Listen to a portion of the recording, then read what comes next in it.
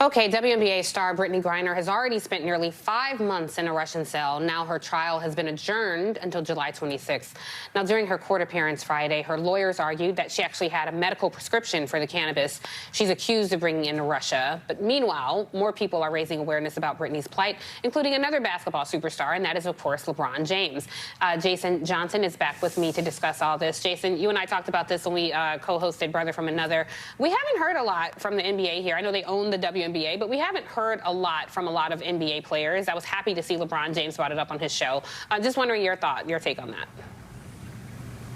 Well, I push back a little bit on that. A number of them, Kyrie, LeBron, there have been WNBA and NBA players who have been talking about Brittney Griner's plight. There have been people who have said, hey, this is a problem, we need to do something about it. But I think the concern is these athletes can only do so much, right? Like, they can tweet about it, they can talk about it, maybe they can call their member of Congress, but they actually do not control the levers of power, right? It's not as if you can have a large number of American athletes say, hey, we're not going to compete in Russia anymore until Brittney Griner comes back. We don't have that many people who even go over there. Even if every WNBA player said, we won't play in Russia until Brittney Griner is returned, you're still talking about probably less than 20% of the entire league. So really what I think is important, while I'm glad to see men and women across all sports sort of ring the drum, bang the drum for Brittney Griner to return, it ultimately is going to require senators from her state, senators from different states that other people are in,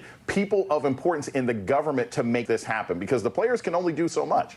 Yeah, I think you're right, and thank you for correcting the record on what NBA players have done. I just don't know if it's been as visible as the WNBA, but we'll keep our eye on what the NBA continues to do. When you talk about senators, like, you and I talked about this a bit, like, who are the people, name names, like, who are the people who should be a part of bringing her home? We talked about historically when Jesse Jackson got hostages, said, hey, you really want to tick America off? Like, give me the hostages, get a black man the hostages, let me be a hero and bring them back home. Who is that person here with Brittney Griner? I don't know.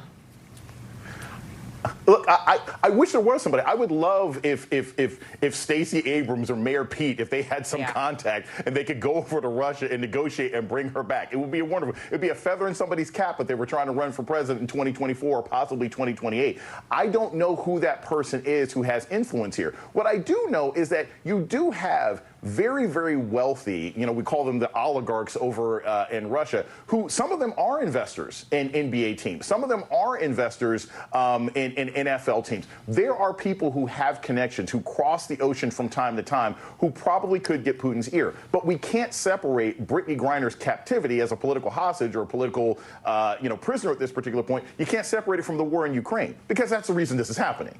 If the Ukraine was not defending itself against Russian aggression right now, I don't think Brittney Griner is still there. And I think we have to understand that she is being used as a pawn in a larger geopolitical game that, again, none of these players can do anything about. Now, I doubt that you're going to have a situation where Russia's like, all right, look, let us keep the Crimea and you can get Brittney Griner back. I don't think anything like that is going to happen. But I do think that unless we see some changes in the nature of the conflict between the Ukraine and Russia, I don't know if Brittney Griner will come back before there is some sort of peace or settlement in that global conflict. I just want to play really quickly LeBron's comments that he actually made on the shop and then ask you about it. Let's take a listen. I was trying to imagine it, and it's hard for me to even put myself into what she's going through. Like, she's such a great human being, a great person. Obviously, I've been in her presence a few times, and, you always feel like, if you're from a certain place, you always feel like they got your back. And in a sense, like, now, how can she feel like America has her back? Like, I would be feeling like, do I even want to go back to America? What do you think about those comments? Were they helpful? I think they're fine, and they're honest. Look, let's be clear. Brittney Griner plays for the Phoenix Mercury, right? She plays for the Phoenix Mercury.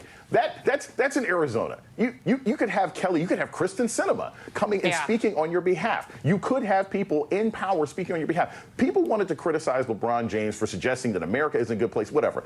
The relationship that African Americans have had with this country, we've talked about it. That's not complicated. But as a black queer woman, I can definitely imagine her feeling like she doesn't have the support or the full-bodied support of her local political leaders, let alone the national government, when it comes to getting her back home. Yeah, and people want to believe a narrative about this country, and LeBron James is like, let me just tell you the truth about what this looks like to the rest of us. So I think you're right. You make a really good point. All right, Doctor, it was very lovely talking sports with you, but more important, global diplomacy. We will pick this conversation up, you know where. Thank you for being here this morning, and we will talk to you later.